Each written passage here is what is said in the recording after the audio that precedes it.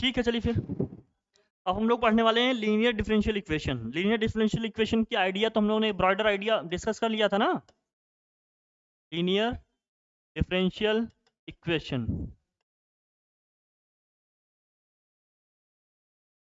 Linear differential equation में हम लोगों ने क्या देखा था कि जिस भी वेरिएबल के हम डिफरेंशियल इक्वेशंस की बात कर रहे हैं उसकी पावर एक से ज़्यादा नहीं होनी चाहिए। एक तो ये देखा था, जैसे y में हम देख रहे हैं y हमारा अगर डिपेंडेंट वेरिएबल है तो, और क्या होना चाहिए, इंडिपेंडेंट वेरिएबल की पावर कुछ भी हो सकती है, लेकिन जो डेरिवेटिव है हमारा, जो भी हमारा डेरिवेटिव है, जैसे D D X of Y है, D two Y D X square है, इनकी जो डिग्री है एक से ज़्यादा नहीं होनी चाहिए। मतलब जो हाईएस्ट पावर है 1 से ज़्यादा, डेरिवेटिव कितने भी ऑर्डर का हो सकता है, लेकिन आपका जो डिग्री है 1 से ज़्यादा नहीं होनी चाहिए। फिर हमने कहा जो डिपेंडेंट वेरिएबल है और इसके जो डेरिवेटिव है इनका प्रोडक्ट नहीं होना चाहिए।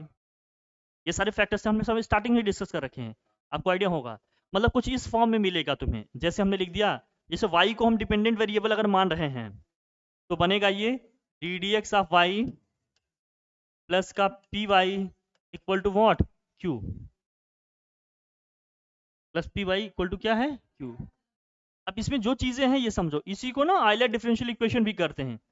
इसी का नाम क्या है, आयलर डिफरेंशियल इक्वेशन या आयलर इक्वेशन या यूलर इक्वेशन कुछ लोग कहते हैं, Euler's equation, E U L E R apostrophe S, ठीक है। D D X of Y, Y इसमें डिपेंडेंट है, एक्स क्या है, इंडिपेंडेंट। एक्स के रिस्पेक्ट में इसको डिफरेंशिएट किया गया वाई को, ये चीज है, एक डेरिवेटिव इसका आ गया है। जिसमें पी और क्यू क्या है, एक्स के फंक्शन है।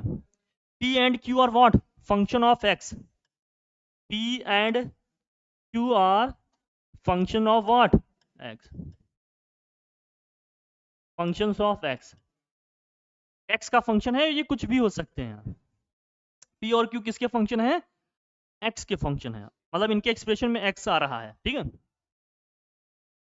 अब जब इस तरह का कोई इक्वेशन मिलेगा,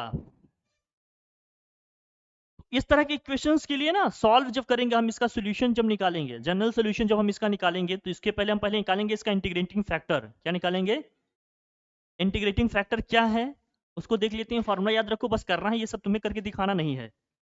इंटीग्रेटिंग फैक्टर कैसे निकालेंगे ये समझो।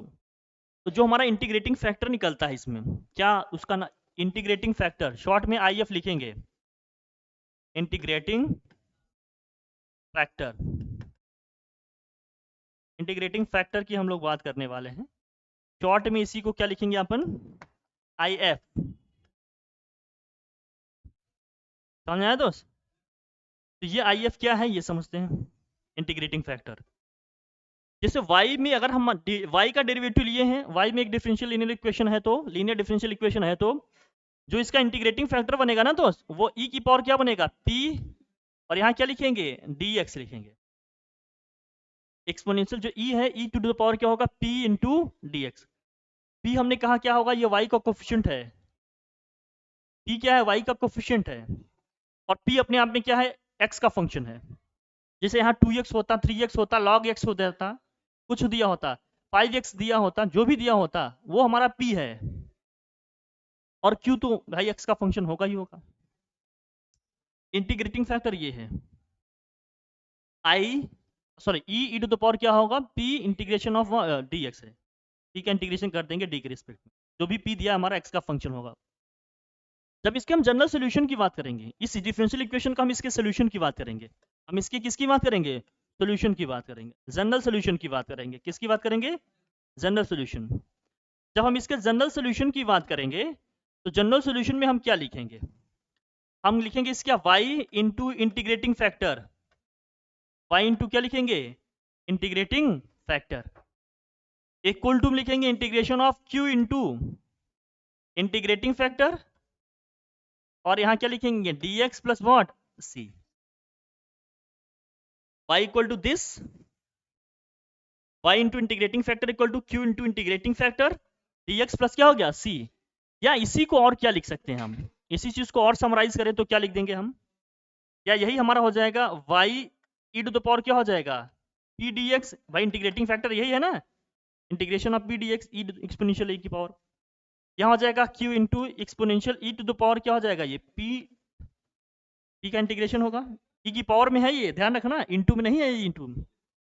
और यहाँ क्या है, dx प्लस व्हाट, ये q है, q क्या है, x का एक फंक्शन है। अब ये हमारा क्या बन जाएगा, सोल्यूशन। क्या इस तरह से पढ़ें इसको हम, चाहे इस तरह से पढ़ें, इस फॉर्मेट में भी लिख सकते हैं इसको अपन, इस फॉर्मेट भी लिख सकते हैं, समझ में। लेकिन अगर y में डिफरेंशियल इक्वेशन लिखा है तो लीनियर डिफरेंशियल इक्वेशन, हो सकता है x में लिखा हो तो, जहाँ डी dx ऑफ y लिखा है, यहाँ dxy dy लिखा होता है, यहाँ p इंटू क्या होता है, x होता है, वहाँ q लिखा होता है। उस केस में p और q क्या होते हैं, y के फंक्शन हो जाएंगे, उसको भी लिख दें। मान लो इस तरह का सिचुएशन कहीं मिलता है, कुछ नहीं, बस x को y से क्या कर देना है, अपने को रिप्लेस कर देना है। जहां जहां y आ रहा है वहां क्या रख देना है, x। यहाँ आ जाएगा x, यहाँ हो जाएगा dy, यहाँ जाएगा क्या, y, और यहाँ भी क्या आ जाएगा, y। सब x को बस y से क्या कर देना है, अपने को रिप्लेस कर देना है, और कुछ नहीं। इंटीग्रेटिंग फैक्टर में भी बस यहाँ क्या हो जाएगा, p इंटू डी हो जाएगा, e की पावर में exponential integration of p into D Y. x में जब इक्वेशन बनेगा तो क्या होगा, मैं लिख दे रहा हूँ देखो, या इस सेकेंड वे में क्या होगा, ऐसे लिखा रहेगा, dx होगा ये dy प्लस का p इंटू एक्स लिखा होगा इक्वल टू में q। अब ये फॉर्मेट अगर आपको दिख गया, इसका मतलब क्या है, p और q किसके फंक्शन होंगे, y के फंक्शन होंगे। p and q are the functions of what, ये y के क्या होंगे, फंक्शन होंगे। अब इंटीग्रेटिंग फैक्टर जब यहां से निकालेंगे दोस्तों, क्या बनेगा जरा देखना, यहां से इंटीग्रेटिंग फैक्टर बन जाएगा हमारा e to the power p, यहां क्या हो जाएगा, dy हो जाएगा। जनरल जो सोल्यूशन हमारा बनेगा वो क्या बनेगा, x into integrating factor is equal to क्या होगा, q इंटू, अभी भी यहाँ इंटीग्रेटिंग फैक्टर, यहाँ dy प्लस क्या हो जाएगा तो c।